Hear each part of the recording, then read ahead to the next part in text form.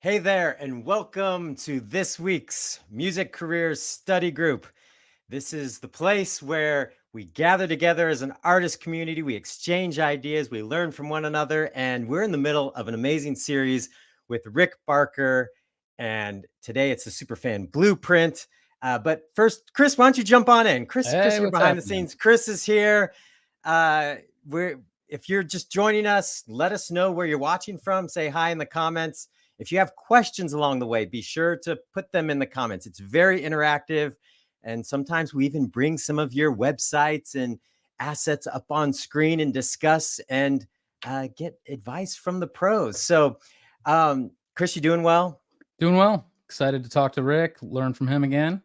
Excellent. Excellent. Again, if you're just joining us, this is the Music Career Study Group. We're going to be talking about the Superfan Blueprint with Rick Barker. And let us know where you're watching from. Say hi in the comments. It's more fun when we all just hang out and chat and have fun. And we've got Earl from Los Angeles. Hey, Earl, you should join us next week at the Music Tectonics Conference. I have a free ticket for you if you want it. So hit me up and I'll get that ticket to you. But let's bring in Rick. Cam has band members in LA too, so maybe Cam can get in touch too.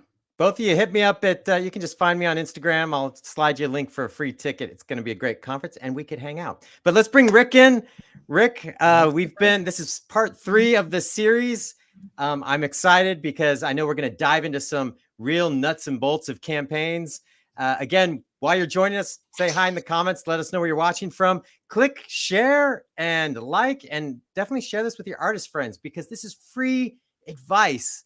When I was starting out in a music career, this stuff was not available. I would have done anything to have access to stuff like this, and it's free. So join in and enjoy the content and learn, and let's all grow together. So Rick, what kind of what are we going to dive into today? Well, first off, thank you for allowing me to be a part of this. And if you haven't had the opportunity to go back and watch the first 2, they're kind of leading up to what we're doing today. First thing we had to do was figure out who you were as an artist, make sure that you were putting the right information out there to attract the right people.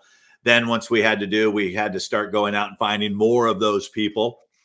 We shared a little bit with ads. Next week, we're going to go deeper into the ads thing. But today, what I want to talk about is what do you do with the people that have already raised their hand? They said, look, I'm following you on your socials. I love what you do. I'm commenting. They've gone from just casual follower to now fan to now what we like to call the super fan. And the super fan is that person that's going to spend money with you. That super fan is the one that's going to take you ultimately to that next level. And I think a lot of times we focus on, and Kevin and I have talked about this a lot, that we focus on the people that aren't in our world instead of focusing more on the people that are already in our world. And I think that happened to all of us at one point when we were growing our businesses. It was like, how many followers do I have? How many followers? And I'm like, well, you got a lot of followers, but nobody's commenting. Nobody's sharing. No one's engaging. So who are these people? So what I want you to do is I want you to start creating opportunities for those super fans. So the first thing that we did, and I'm going to use an actual case study for you guys. I'm going to show you in real time something that we've been working on. Her name is Jordana Bryant. Now, Jordana, she's 19 years old.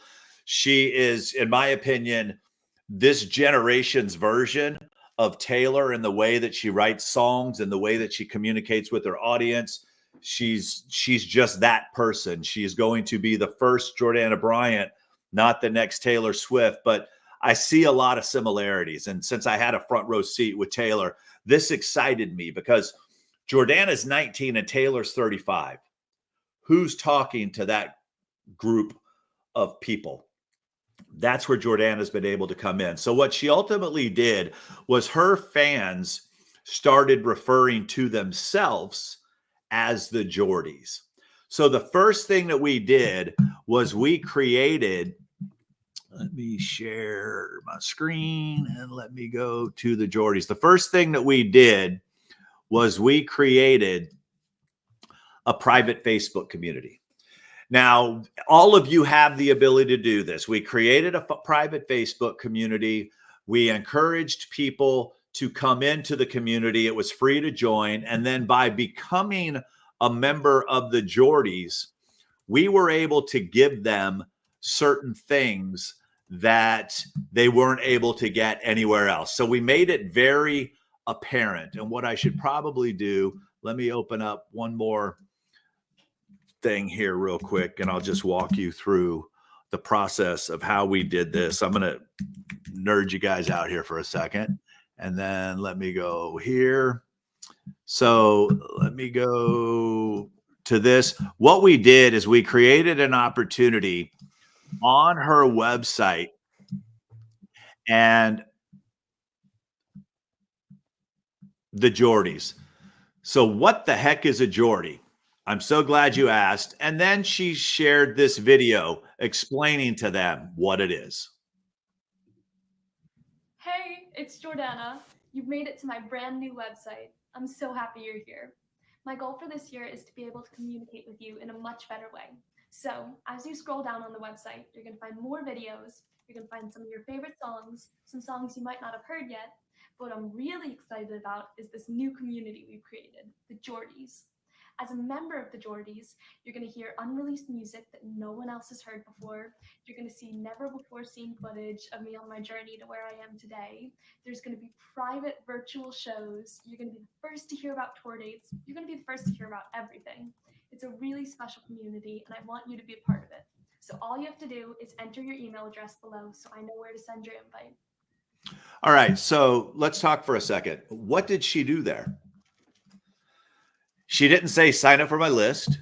She basically shared her personality and told them exactly what they were going to get by giving them this information. She also said, give me your email so I know where to send all this cool stuff that she just talked about. Now, the person that's going to that next phase in the relationship is the person who's actually going to be one step closer to spending money with you. Okay. So that's the thing that I want you guys all to understand, is that we have the opportunity for you to be able to go one step closer. So then what happens? They give the email. A lot of you collect an email and then you don't talk to anybody for a while. You're like, well, shit, I don't have a show to talk about. I don't have a new release coming out. I don't have a new video coming out. So what we do is immediately they get sent their login information and we give them, I'll let you. So we have this, welcome to the Geordies.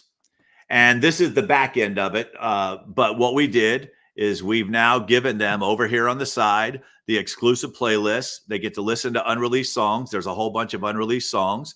There's get behind the scenes videos.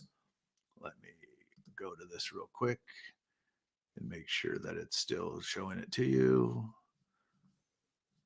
So one thing I don't like about StreamYard is you have to reload every time you want to switch things, but that's okay. Yeah.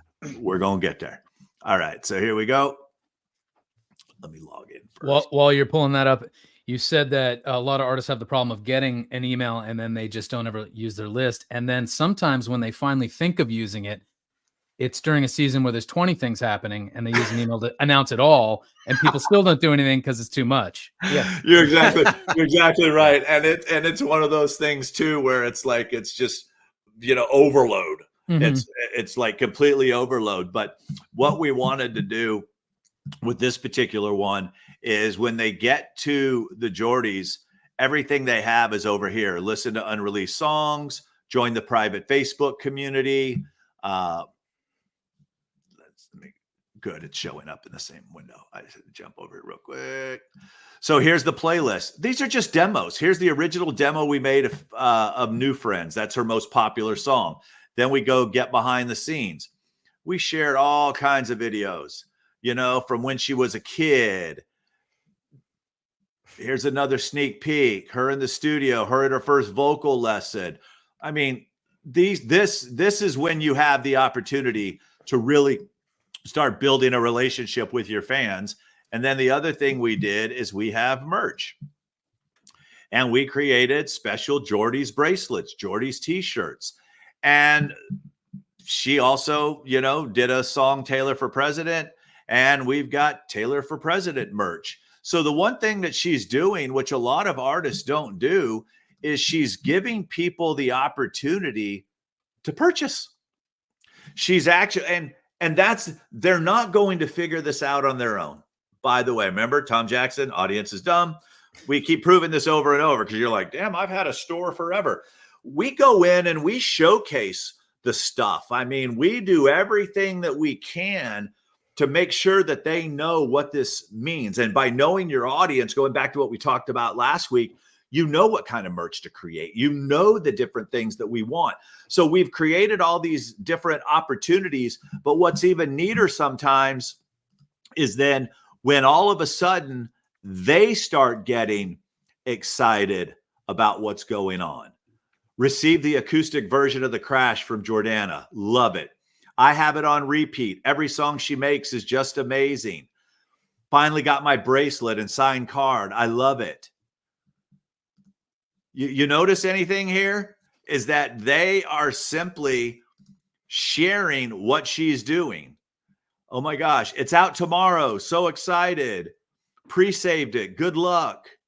Pre-saved the new song. So excited. So other people already pre-saved. Can't wait for these. So then what she did is she gave people the opportunity once they pre-saved. She gave them the opportunity at that point to get something special. That's that acoustic song that she talked about. So all along the journey, when you're dealing with super fans and you want them to remain super fans, is never ask them for something without offering something in return, or do what she does. And it's planned, it's strategic. Same way we'll give something a week ahead of announcing a new song coming out. So there's that thing called reciprocity, where people are like, we'll give them something to get them excited. And then we'll say, hey, we hope you're enjoying that acoustic version. Guess what?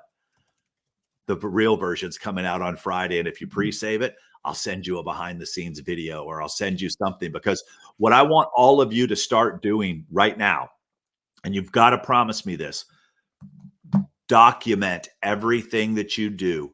You don't necessarily have to post it that day, but document it, because you can use that later. Because what we take for granted is just kind of being, this is kind of what we do every day. It's very exciting for the super fan. The super fan wants to hear that national anthem that you did as a kid when you were out of pitch. You know, thing about you. And we all have them. We all have them. So all those things that show humility, that show that you're letting them in, they're going to root for you. And then they're going to absolutely start to change your life. Because when you start offering things, like Jordana is in a position right now where she had a song hit hard in India. Well, she can't tour in India, but she loves to play. She just went out and did a show with Lauren Elena. Well, she hadn't done a show before that for 2 months or 3 months. So one of the things that we started setting up were virtual concerts. And I'm going to show you and give you access to see kind of what it is that we did. So what Excellent. we did is we originally did, go ahead, Kevin. Oh, I was just going to say, before you open that up, I just wanted to let everybody know, hey, you are watching the Music Career Study Group. If you just joined us, because we have people popping in. Oh, good. Say hi in the comments. Let us know where you're watching from. There's a whole lot more of you watching than have said hi or told us where you're watching from. This is interactive. And if you've got a question for Rick, feel free to put it in the comments, and we'll tackle it here live. This is all about you guys. If not, Chris and Kevin and I would have just got on a private Zoom, and I would have really nerded out. Yeah, that would have lasted like 5 hours. This is like baby nerd compared to where the three of us can go sometimes. Yeah. So I was going to say, forget about video of me as a kid out of tune. I have video from me last weekend at a gig out of tune. So, well, and you know what's funny that you say that is so often everyone's trying to post the perfect stuff, you know, and it's like, we're not all perfect. You know, it's like I make fun of myself all the time. I mean, I share kind of my journey with the people that I go with, because one, it's like people want to feel like they know the people that they're investing in. And I'm going to share something at the very end of this. So if you're watching, stay tuned till the end. There's that. And I think in an AI world, the more humanity, the better, because it's like real people make mistakes. AI can do everything perfectly, but let's have. How many of you like hanging out with your perfect friends that never have anything wrong? There aren't any. It's like most people are posting perfect shit on Instagram to try to impress people they don't even like or know. So I don't like to go there. So what we did with these virtual concerts, so what we did is we said, okay, we tried it a couple different ways. Is we tried it by using Eventbrite. Were you drinking moonshine? Mm-hmm. That's he lives up in Maine. They do it differently up there.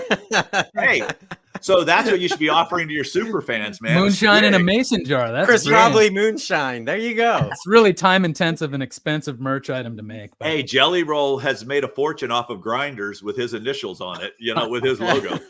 Know your audience, people. Know your audience. Okay, so what we did is we wanted to figure out a way where she could perform, she could engage with her fans, she could give them an opportunity to get to know her and her a better chance of getting to know them. So we said, why don't we just use Zoom?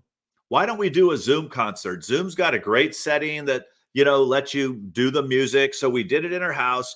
We offered up the tickets, and the tickets, the first time we did it, we offered tickets for $5 and we offered meet and greet for $10. So she ended up selling like 100 and something tickets for $5 a piece. The problem was she also sold 100 meet and greets for $10 a piece. Now you say, hey, what's the problem? It's $1,000. That meet and greet was almost 4 hours long, the way that we did it. I'm going to show you how we did it. So what we did, and that one we used Eventbrite.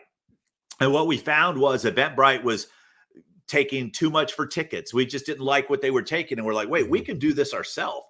So we ended up utilizing her website, her platform, created the tickets as a product in her store. It's a little bit more on it was very simple and easy to do. But what we ended up doing is we sold tickets. We raised the price. It was $10 a ticket, and it was $25 if you wanted to also get a meet and greet. But we limited that to 30 because we knew what was going to happen. So we ended up selling.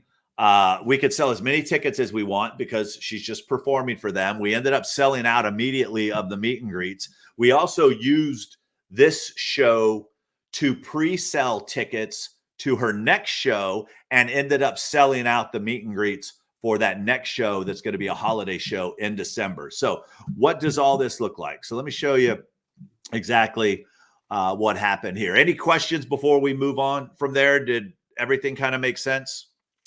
We sold it. We raised it. We did it the one time, saw that there was an interest in it, raised the prices the second time, raised the prices for the meet and greet and created scarcity, and the higher priced items sold out the fastest. Go figure. Well, I think before we move on, the one thing I would highlight is that I talk to so many artists that feel like, I'm not a superstar, I'm not a known artist, so they always feel sheepish or bad for charging for stuff.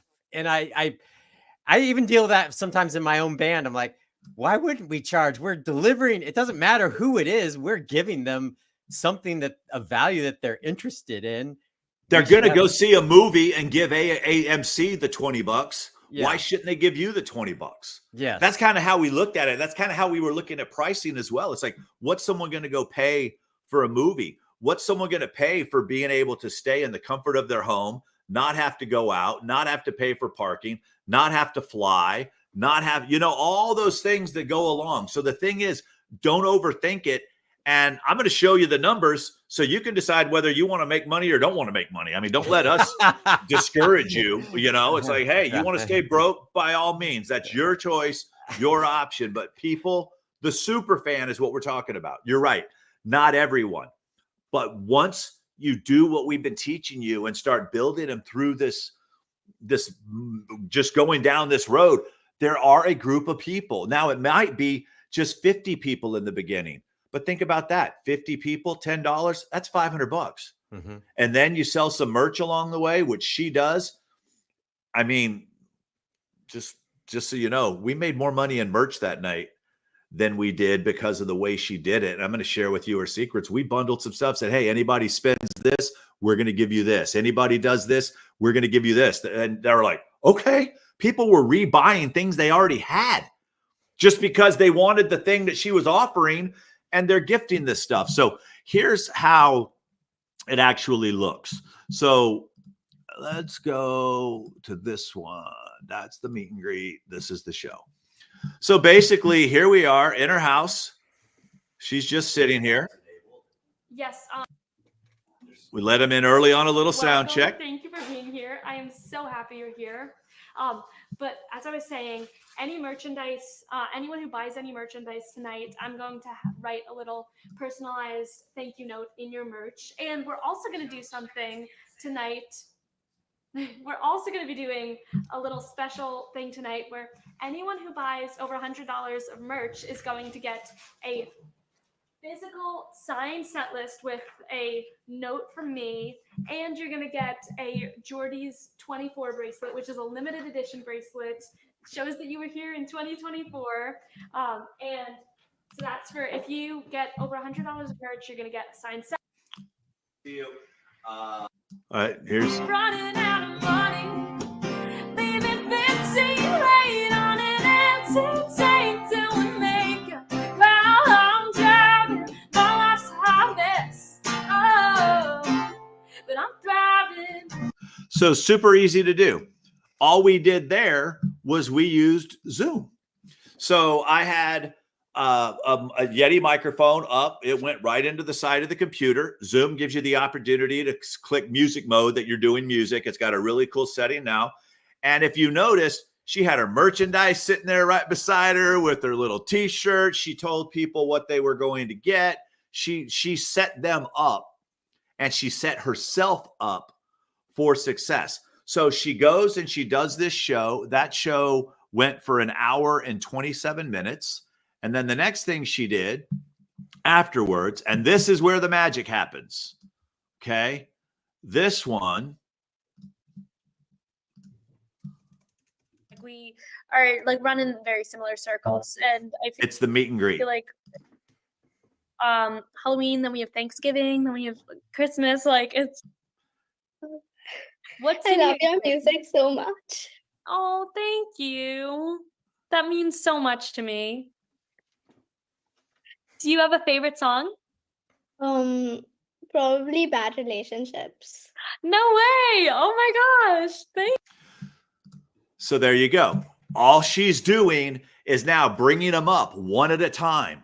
They get that 3 to 5 minutes of one-on-one time. These people paid $15 for that. So what does that look like, Rick? Well, let me show you exactly what that looks like. Kevin and Chris, thank you for asking. $2,225 was what that was. And if you go in and you look at the orders, what's funny about that is the ones on September up to September 24th, 25th, these were all tickets to the show, $10, $10, $10, $35. Some people, like I said, the audience was stupid. They paid for the $10 ticket and the $25 ticket. So we ended up sending them an additional bracelet. They were so excited, they paid twice. They didn't read that said, your VIP ticket also includes a ticket to the show. So they paid the $25. And so that's what the $35 number was there. What else she did at that point? Let me show you this real quick. Share screen. The store says, you see all this. Where is it at?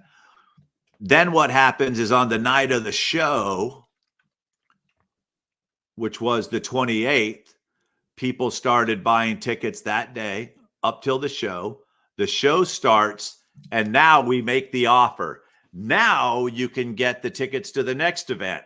And all of a sudden, it's the $25, $25, $25, $25. So when you go in and you look at your product and you see the holiday general admission show, and the tickets to the VIP show, we had those set up ahead of time so that we could go ahead and sell. Why? Because we had them in a buying mood at that point.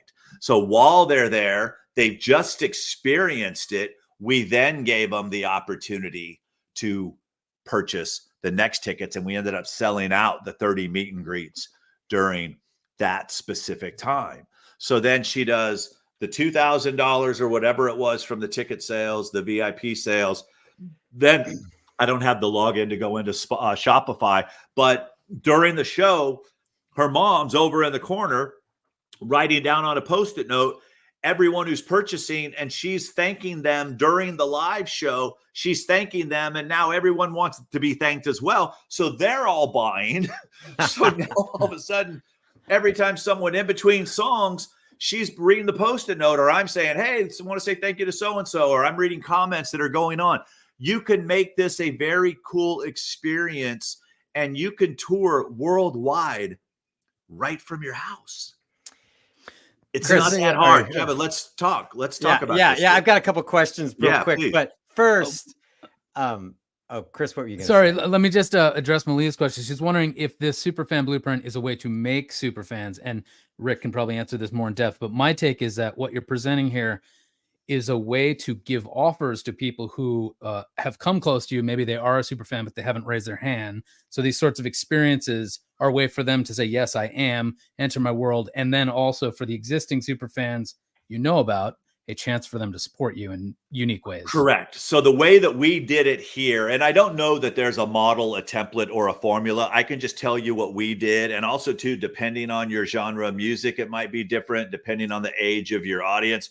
Jordana's fans are, because she's so, I want to say this the right way, because she writes songs about friends and relationships, and her big song that still gets 40 to 50,000 plus streams a month that's 2 years old is called New Friends. And it's just the relationship of when old friends get new friends and now all of a sudden you're left out, which a lot of people have gone through that. So what we do whenever I'm working with an artist is we're like, okay, let's do what we taught in lessons 1 and 2 when we were doing this. Let's post. Let's get a lot of people interacting with your social posts. Let's identify those people that are sharing your content. So that's from your social page. That's forward facing. So what forward facing means is that anyone can see it.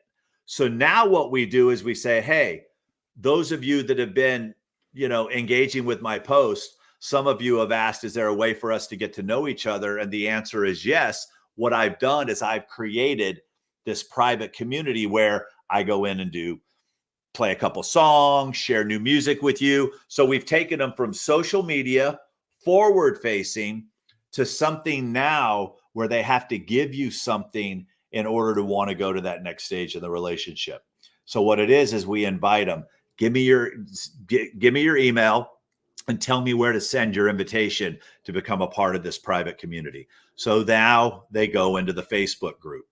So then in the Facebook group, we let them build up. We let them hear or play songs. We did that for a little while. And then we said, hey, some of you were bummed that you weren't able to see me when I went out and performed here, and here. Here's what I would like to do. And then we took them to that third level. Does that make sense? So we took them from social media. Let's get as much activity going on.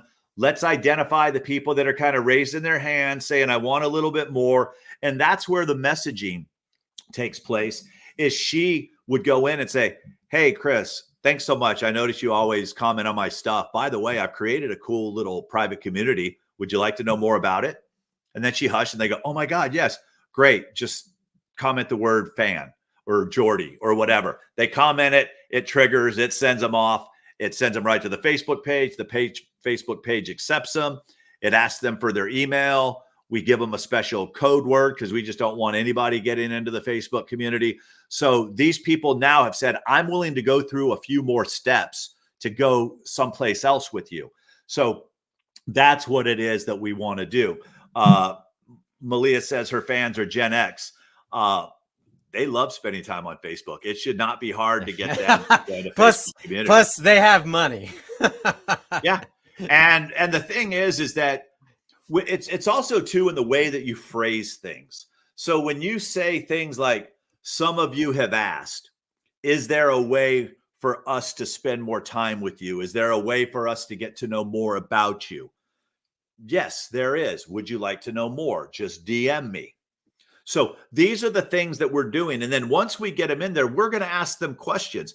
Hey, what's your favorite merch that you ever bought at a show? They're going to tell you. Hey, when you go to concerts, do you buy merch? We're now doing research. We don't do that forward facing. We do that behind closed doors. So build them up, love on them. Would you like to know more? Yes. Get them to the Facebook community. Love on them, love on them. Hey, would you like to do more? Because what we're going to end up doing next is taking them from that Facebook community into a paid community with a monthly fee. And in there, they're going to get even more stuff from her and more access. So we're just moving them along, or just taking them down the funnel, as they say in the marketing world. We're just kind of moving them along. And we're not discouraged that we can only sell 100 tickets. We're actually encouraged that we're selling 100 tickets, so that every month she can make $3,000 to $4,000. Now she's doing $36,000 a year in an additional revenue stream outside of streaming, outside of normal touring, outside of other things that she's doing. So this is just an additional revenue stream. But she started at zero, just like everyone else did. When I first started working with Jordana, she had 300 Instagram followers. Then we went to 10,000 to 100,000. Now she's got 300,000. That's where we go to get them to the Jordies. And now we have an email list. We got an email list of about 8,000. So we're constantly every week sharing, oh my gosh, inside the Jord. Oh, you're not a member? It's free to join. Here's a link. So that's what we're constantly doing, is using our email list to try to drive people to the Jordies Facebook community. From the Jordies Facebook community is what we do for them, is we will usually sell out our meet and greet tickets just to the Jordies email list. Now, some people, just for full disclosure, let me go here real quick. While you do that, Rick, Yep. I want to remind everybody, you're watching the Music Career Study Group. If you're just joining us, we've got Rick Barker here. Where this is part 3 of a 4-part series. The part 1 and 2 are on YouTube. You can watch from the previous weeks. But this is, we call it the Music Career Study Group because we want us to exchange ideas, ask questions. And Rick's dropping a lot of good info on us right now. And Rick, I have 2 questions for you. One, what platform did you say again that you use to sell tickets?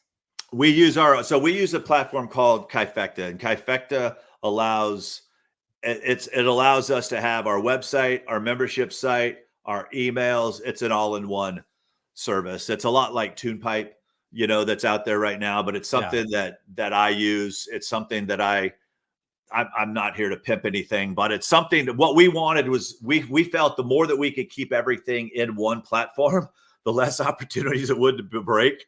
Yeah. And when it built out for me, it was easy for me to start building it out for a few different artists. And as you see, I can go in to see my store numbers. I can do my products. I can do a lot of different things that are in there. But one of the things that I wanted to show you real quick is, as you noticed on the Facebook group, we only have 742 members, but we have 1,834 members who have joined the Jordies free membership. So we still haven't been able to get all of these people into the Facebook community, but we continue to remind them. We continue to let them know. So what I had to do is I had to say, Jordana, you have to do things inside the Facebook community that the people on the normal email list don't get in order to want to get them to do this. So where I want you guys to be careful sometimes is, if you're going to play live on Instagram, play 1 or 2 songs and let them know, hey, I do a show every week. It's about a half-hour show in my Facebook community, and it's free to join. We can't give them everything forward facing, or there's no reason to get them to this other level. And I think sometimes artists are just so exhausted with what they do with social media that they're like, I just don't have time. Yeah. You know what I mean? It's like, and now here's another place I have to go. So what I want you to do is less is more. Humble brag. It's like, oh my gosh, I had so much fun in the private Facebook community last night. We were laughing so hard. I was sharing pictures. Oh, you're not a part of it? It's free to join.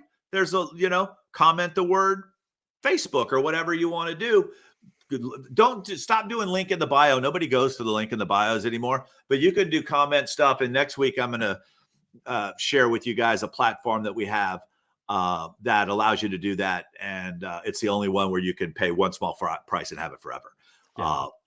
And we'll worry about that next week. We are back from last week. How is everyone? Any advice for artists in the rock genre where people aren't online as much? They are online. I don't know anybody who doesn't have their phone in their face. So yeah, they're very much. They're I'm very trying much to do it online. less.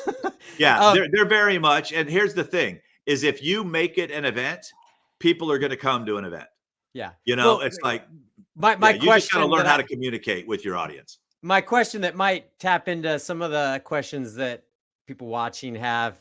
And by the way, we keep getting more viewers, so say hi in the comments. Let us know where you're watching from. If you got a question, feel free to ask. When I think part of the problem artists have is that they hear information like this, myself included, and our brain explodes with all sorts of ideas, and we try to take stabs at all levels of that funnel all at once and don't really execute correctly or in the right order or have the patience to build with the goal of like, I got to get this piece first before I can move to this piece. At what point when you were working with Jordana, did you guys know that, hey, it's time to start doing the Facebook group? Like, we've built the list enough. Like, at what point did you start trying to push people there? Because I feel like some artists would think, man, it feels like a sad, lonely group. There's 5 people. Exactly. Well, no, Kevin, and that is a great point. And I've seen artists try to start that too fast. It's like once we started consistently getting hundreds of comments or engagements, we knew that they were engaged. And trust me, I've done this in my own business when I offer weekly coaching and 7 people show up. And 800 have the opportunity to be here. So no, I know exactly how you feel. You have to first, let me just say this. Not all of you are geared for this. Not all of you have the patience. Not all of you want to spend time with your fans. Some of you just want to create music because you want to create music. This is only going to work if you are a people person. Okay. And I say that with all the respect in the world. This only works if you love more than anything getting to know your fans. This only works if you're willing to want to have communication with people. There's a lot of artists that don't, and that's okay. That's true. This is only for those type of folks. So when I first started explaining all that had to go on and you started cringing, then this probably isn't the right thing for you. Then I would focus on trying to build your streaming numbers as high as you possibly can. I would start, if you're a road dog and you just want to be out on the road and you're like, I only want to play live if I'm on a stage, then you better start running ads to build market so you can go tour. But if you want to build a career and have these people follow you on this journey, this to me has been the most proven, easiest, most affordable way to tour without having to pay for the van, the band, the hotels, the food, the lodging, and everything else that goes along with it. So plus this is driving real revenue. I think artists, Chris and I talk a lot about that. Oftentimes artists confuse the ideas of being famous with actually having a career that pays the bills and I can survive on. Mm-hmm. Those are sometimes 2 very different things. There's a lot of famous people that are dead broke. Oh yeah. There's a lot. Most of the folks signed to major labels are dead broke. Yeah. For full transparency. Elijah says, what's your take on free tier, but not on Facebook, but on your website as well? I wouldn't put it on my website, Elijah, because I need something that I have to collect an email address in order to send them. Now, if you have a back door, like Jordana's page, her private community is hosted there where they get all the goods, but the activity and the communication happens inside of Facebook. And the reason that I do that is because everyone has a Facebook page. I don't do Discords. Her audience isn't into Discords or things like that. I always want to make it as easy as possible, and I want to meet people where they are. So that's why they do it. Now, you should have music on your website, but anything that you want to send them in exchange for something, you just got to figure out where you want to host it, if that makes sense. Chris, what questions do you have so far? Well, so do the Geordies then move on to a paid monthly subscription? It sounded They like you will. were... That's our next phase. And what's going to happen is once we've done, the way I'm looking at it is if I've consistently sold tickets to the same exact person, and that's what's great about using our system is they're tagged. And I'm like, okay, there's 200 people who've bought everything that she's done. I wonder if we could start a $10 a month subscription. That's now $120 a person. You know, we had somebody the other night buy $300 worth of merchandise who's already bought. He's probably already bought over $1,000 this year. Something I was saying earlier and I forgot is her music and her personality attracts a lot of people that are on the spectrum. So we get a lot of different types that come to her shows, and they absolutely adore her and she adores them. She's very good with people like that. So we have found a way for people that don't cancel me the way that I'm going to say this, because I may or may not say it the right way, but we have found a safe place for some people that are socially awkward, that might not go to a concert or might not be in a position to feel comfortable being in a crowd with other people. We have found a really safe place for them, and they'll spend to be there. And they appreciate being in the comfort of their own home, wearing their pajamas, not having to dress up, not having to do all this stuff. So if your audience is in that way, you're doing yourself and them a disservice by not at least creating this opportunity. And you might want to try with the free show first to see how many people. It's like, set it up and say, hey, I'm doing a show this Saturday night in my Facebook community. It's at 8:00. If you're not a member, here's a link to join the Facebook community, and then go in there and play 4 or 5 songs and see how many people show up live and see what the reaction is. That's what we started seeing, was more people were showing up, and we were able to keep doing that. How to identify which platform your audience is on. You're going to know. Are you getting engagement on Facebook? You get an engagement on Instagram? You get an engagement on TikTok? That's a question I can't answer. Only you can answer. It's like wherever you're seeing the most engagement. Rick, along the lines of that question, I know for many years artists thought, like, especially when it was, there's Facebook, then there was Twitter, and then there was Instagram, and then other platforms started emerging. And it felt like around the time TikTok hit, people were like, screw this. I'm tired of trying to be everywhere and every time, including like YouTube. Are we at a point where just like, you just need to throw down on one network, find out where your audience is, do some tests to see, hey, am I getting engagement on Instagram or TikTok, or which one's working, and then just focus on the one that's working? Is that where the state of social is? So my best advice, because most of you aren't in a position where you're doing music full time, and even when you get to a position when you're doing music full time, is you need to be present everywhere. So what I mean by that is you need to have stuff on Facebook, you need to have stuff on Instagram, you need to have stuff on TikTok.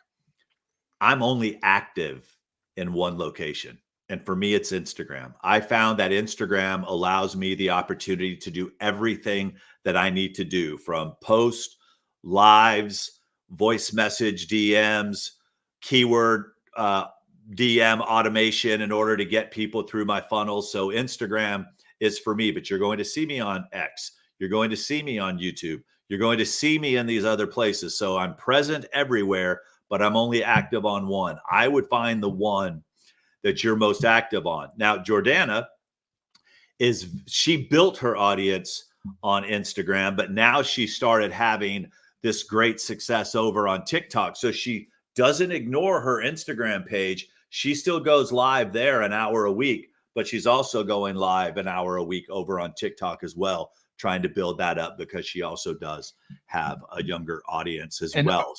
Are those live performances, or is she just sort of talking to the camera? Most of the time it's just talking, and the most I'll have her play is one song.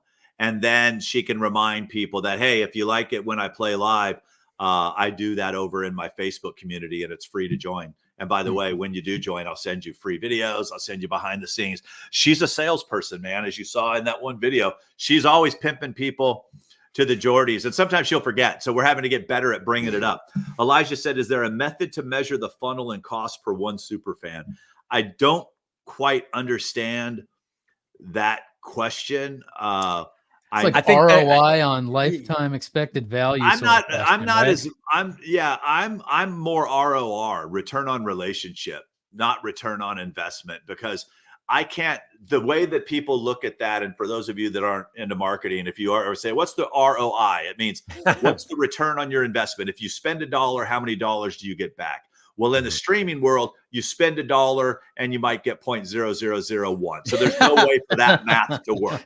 I'm still waiting for to pay off my last 3 records from streaming, and it's gonna be might be 100 before that happens. It's gonna take a little bit, but to measure a method to measure the funnel and cost per one superfan, the way I want you to look at it right now is you're investing your time.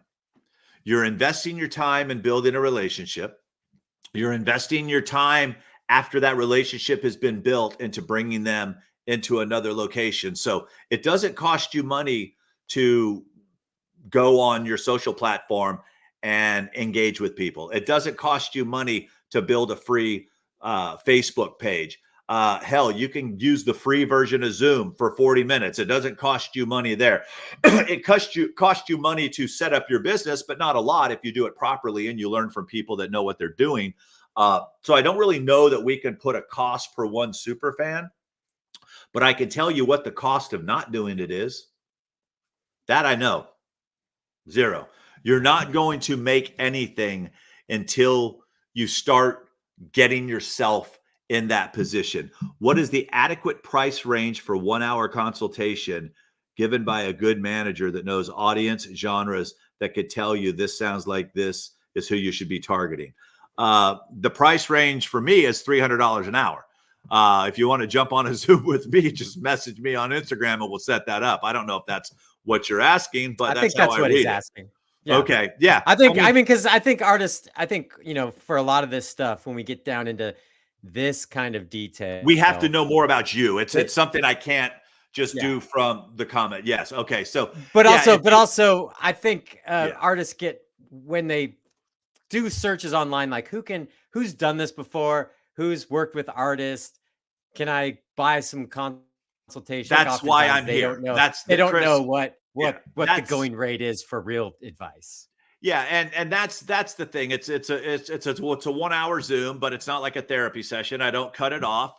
I'm able to go look at your website. I'm able to go look at the engagement on your social platforms. I'm able to listen to some music. I'm able to find out what your strengths and your weaknesses are, and I'm able to help you formulate a quick little plan to start with that. And then if you decide that you want to know more about what it is that I do, and we were going to get to this after week 4, but I have a monthly program that gives you every single one of my courses and direct access to me. I do office hours every Monday where you bring specific to your business, and you and I pop up on screen and we talk and we hammer it out, and everybody gets to learn from it. You know, it's like last week when you guys were gracious enough to let me look at your websites. Everyone learned. So yeah, you've just got to find the person that you feel comfortable with, that you can relate with, and there's some really good people that are out there, but that's what I do. So yeah. Now back to our regularly scheduled program. Yeah. And by the way, Elijah wins the award for being brave enough to ask the questions, because hey, this is the time. Get free advice right now. Well, Elijah's Elijah's smart enough to know that when you pay for something, it speeds up the learning process. Yep. That's what it does. It speeds up the process. It's like you get to learn from not only what I've seen work, but I can get you away from what I've seen not work as well, which is great. I just had one thing to add to the his question about getting consultation to figure out what he sounds like, who the audience is. I think that is an area sometimes we don't see ourselves clearly as artists, so outside perspectives are valuable. That being said, I do think there's also a lot of value in trying to dig into that yourself as the artist. Yes. In terms of just, how do I brand myself? Who am I trying to reach? Who am I as an artist?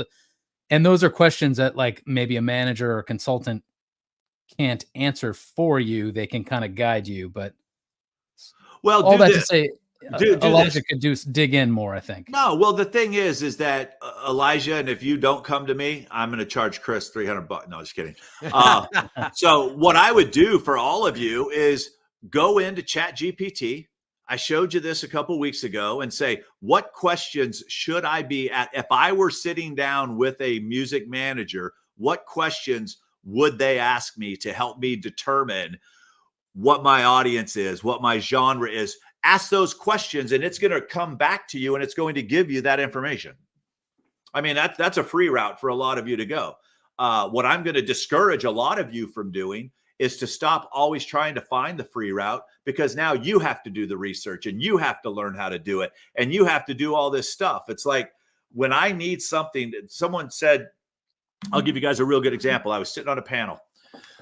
And it might have even been a CD Baby panel at one point when we were there. And they're like, Rick, what's the one thing that you would have done different in your career when you were building your business? Now, this is me when I decided that I wanted to help independent artists all over the world. I said I would have gotten a mentor sooner. I pride myself in the fact that I could figure shit out. And what I did is I went and I built my very first website. And I was so proud. And it took me a lot of time. Matter of fact, 25 hours is what it took me to build this website. So I run into this kid and he goes, Rick, I saw your website. I love it. He goes, I'm a website builder. And I kind of boast. I'm like, oh, really? So you liked my website? He's like, yeah. I said, just out of curiosity, you're a website builder. What would it have cost me to have you build that website for me? He goes, well, I could have probably done it for $1,500. And then I'm just like, wait, I bill myself out. And at that time, I was $200 an hour. I said, that's 25 hours times $200. That's $5,000 when this expert could have built the same damn website for $1,500. That's when I stopped thinking that I had to know everything. So what I did when I started investing in myself to learn how to communicate with artists who are, oh, we're starving artists. Oh, we're broke. And I'm like, who starts a business and says, oh, I'm broke and I'm starving, but I want to open a restaurant? No one. You know, why artists do that, I have no idea. But I'm like, how do I communicate with them? I started going, who are the mentors that can show me how to create courses? I had to get good at speaking on video. I come from a radio background. I sucked on video when I first started, and I share those videos with people that are in my world. I said, you guys want to laugh your ass off? Take a look at this. People had me on a teleprompter. I went and paid a lot of money, and they were like, you have to do this, you have to do that. So I remember the first time I'm on a teleprompter, I'm like reading, and I had it sitting on a shelf, and the teleprompter was my computer screen. And you could see this picture here. All of a sudden, you see all the words scrolling up through the back of the teleprompter. And I've got these big old looks on my eyes, and I was just cracking up. And I said, listen, I said, what I did, interesting story. And Chris and Kevin, I want to see you when I tell this story because you'll appreciate it, is I went and I hired someone, and they put me in a teleprompter. They wrote all my own copy. They did everything, and they wanted everything perfect. And I'm like, you know, it's not what you know, it's what you do with what you know. And I had all this perfect stuff. And I offered, the first time I ever started this, it was like in a December, I offered up my courses, and a lot of people came in, but something just didn't feel right inside. I didn't feel like I was being the true me. And here I am telling people, be okay with who you are. Just be the real you. And here I am doing all this bullshit stuff that other people told me to do. So I called them up and I'm like, take it down. They're like, what do you mean it's working? You just made like $35,000 on this. I said, take it down. It's not me. And then the next thing, what I did is the next day I said, hey, let me start by apologizing, because I was doing exactly what I teach you not to do. And I said, by the way, if you want to laugh your butts off, I put the link to the video where I'm awkward as hell right below. That opened up my world so much when I saw that people just wanted transparency. They wanted someone who wasn't perfect. They wanted someone who didn't try to be something that they weren't. And that bit of advice that I've shared with artists all along the way by showing my example of me being a moron, my encouragement to you is be okay with where you are. Some of you want to be up here, but you haven't gotten to here yet. You know, be okay that you're here, and then you're going to get to here, and then you're going to get to here. But a lot of you are trying to come in at an area that either your music's not ready for, your commitment of time is not ready for. Be okay where you are. You made the first step by coming here. I applaud you for that. Do you know how many people have access to this that don't watch it and aren't going to watch it, but are going to complain? Oh, no one ever hears my music, and oh, I'm broke. Well, we're giving you guys full resources. It's like, so I honor you guys for being here. That's the thing that I love, you know, is that you're the type of person. Now, take this and run with it. At Rick Barker Music is my Instagram. If any of you guys want to follow me and DM me, you'll see how I work. I'll send you, you'll get a response back. You're going to see, I practice what I preach. I'm a practitioner. You know, I run ads. I showed you guys behind the scenes. I showed you the money of an actual artist in this actual time, because a lot of people talk. Not a lot of people will show. That's that. Chris and I actually had a very large discussion about this week. And by the way, we appreciate you being here, and a lot more people keep joining in. So you're watching the Music Career Study Group. We do this every week on Thursday. This is part 3 with Rick Barker. We're talking about the Superfan Blueprint. Say hi in the comments. Feel free to let us know where you're watching from and ask questions. And as you can see, some people are taking advantage of this time and really diving in. But Chris and I had this big conversation. Was it yesterday, Chris? We have a lot of we probably conversations. should have Which one are you talking about? But it might have been a little bit too spicy. But basically, we were saying it's amazing with all the music being released, how many that so many artists say they want a full-time career, but aren't even willing to put in 30 minutes a week for their music, or right, an hour outside of the creation part. I'm talking about the actual, like, hey, if you want this to be a job, it's going to feel like a job to some degree. It should. Yeah.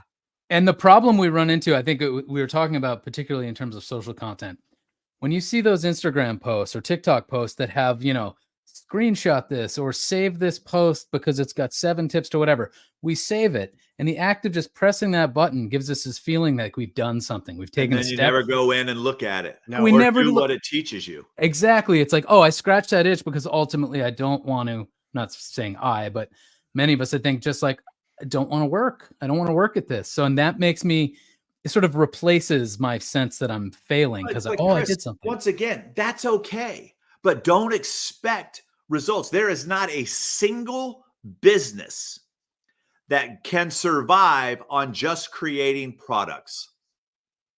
They have to market in order to attract customers. That's no different for you, the musicians, and why so many musicians feel that the world is going to find them because they created it is beyond me.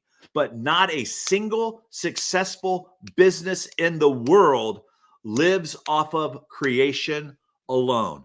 Most of you don't need to create another song. You need to get your inventory out into the world. And honestly, if you don't have an hour a day for the marketing side of your business, then it's not a business. If you don't have an hour a week for the customer service side of your business, it's not a business. So quit pretending you're a hobbyist.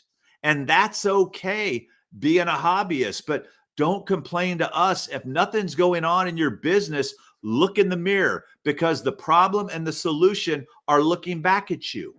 Only you can fix it. And Malia asked a great question about outsourcing. Here's my advice. Focus on what you're good at, outsource what you're not. If you don't want to do the marketing, you're going to have to pay someone to do the marketing. If you don't want to learn how to run your own ads, you're going to have to pay someone to run your own ads. You can't expect people to work for free. Okay. And that's something that really rubs me. It's like everybody wants me to just give. This is me giving for free right now. If you want to get I'm giving you the strategies for free. I'll sell you the tactics. Okay. So that's what I do. I share with you, except I go a little deeper than most. And that's what a lot of people are like, Rick, I never had to buy your stuff. You did so well. I'm like, well, so I've screwed myself a lot. I've screwed myself a lot with a lot of things. But my whole point is this. Don't ever come into a group like this and complain about time. If you woke up this morning and you have a pulse and a cell phone, you have zero excuses, because some poor bastard didn't wake up today, and somebody's sitting in a third world country with more talent than you that doesn't have the abilities that you have. Rick, I have a picture of me. I was dress shopping for homecoming with my daughters on Saturday. I'm literally holding a dress in the dress shop because they were there for like 45 minutes. And I had BandLab open, making beats and writing a song and working on music. It's like you have a phone, and most of the time we use it to distract ourselves, waste time, but you could be using it to kick ass and get things done while you're standing around bored, Exactly. I don't know if you could read the text of this. Let's see. It's hard. It's kind of blurry. Sorry for asking if the gig pays or not. It's just been that I'm not effing 12. Hard times. Always good for a laugh. There you go. And then next week, for those of you, we're going to nerd out a little bit. I'm going to go in and show you guys how to set up some ads. We're going to do that. And then I'm going to show you, we're going to get a little nerdy next week. Just know that. And then we'll also, give you the opportunity, if you want to go deeper and continue this conversation on, there'll be ways for us to do that as well. But next week, we're going to nerd out. Yep. Excellent. So yes, this has been session 3. They'll all be on YouTube. So if you want to check it out again or go back and soak in some more of the information, you can find it there, or you can go back and start with session 1. We'll be back next week at the same time. And if you're in the LA area and you want to attend the Music Tectonics Conference Creator Fair for free, I'm going to drop the link in the comments to check it out. Just hit me up on Instagram. I'll send you a link for a free ticket. I'll be there. We're going to be interviewing some artists. It's going to be more content like this, but you'll get to hear from some artists about the strategies they're employing and meet people in the music industry. And it's free. Again, another thing that you can get for free. And I'm always amazed at how many people say they want to do something, but then the opportunities for them, it's like, I can't make you be a professional musician. I can't. You can lead a horse to water, isn't that? Yeah, it's like, but we're trying to give you guys the advantage. So take us up on it. And anyway, Rick, that was great info. Awesome. Looking forward to next week. And again, I'm gonna put my Instagram handle in the comments again. I'm at K Bruner, and that's where this just got handed to me like this morning. So that's why I'm doing it over Instagram. It's like I didn't have time to figure out like a spot to send you, but hit me up on Instagram and I'll give you all the info, and we'll be back next week. And Rick, last week you had your handle on the screen. It's just at Rick Barker, right? At Rick Barker Music. And one quick question came in from Ohio. Thank you for what you guys are doing. My question is, writers, how can they support their lives with their talents? Not very easily, unfortunately. I'm just being straight up. You are the least paid person through streaming. I was watching writers have this conversation in a podcast that I was watching, and guys would say, years ago, if you get an album cut on a multi-platinum album as the writer, you could make anywhere from $400,000 to $500,000 with an album cut. Now you're lucky if you make $1,500 on he was on one of the biggest selling albums in the world. So I guess the thing that I would suggest is reach out to artists that you think are in your style, who are on socials, who are building audiences, who have streaming numbers, and see if they're looking for co-writes, see if they're looking for original material, and try to get somebody else out there pushing this for you. But it is good. The days, unfortunately, and no one's willing to say it, but I'm going to say it here first. The days of just being a solo songwriter by yourself, unless you're going to get sync, it's probably it's not challenging, there. especially if you're not in a city like LA, New York, or Nashville, where they do that daily routine of having 3-hour blocks of writing with different people all day long. Everyone's hoping No, to. one more thing too is, so there was a writer the other day. He said he gave his song to a multi-platinum selling artist, and his royalty stream payment was like $1,600. And he recorded the song himself and put it up, owning the master. And he made way more than that putting it up on Spotify with less streams, just because the fact that he owned the mechanic, he got all the royalties. He owned the master recording. He's like, so why am I giving my songs to people where I'm only going to make $1,600 when I'm a good enough singer to go out and do it myself and keep the majority of it? So Yeah. there you go. All right. Well, join us next week at the same time. And thanks again, Rick. And you've been watching the Music Career Study Group. We'll catch you next. See y'all soon. Take it easy. See ya.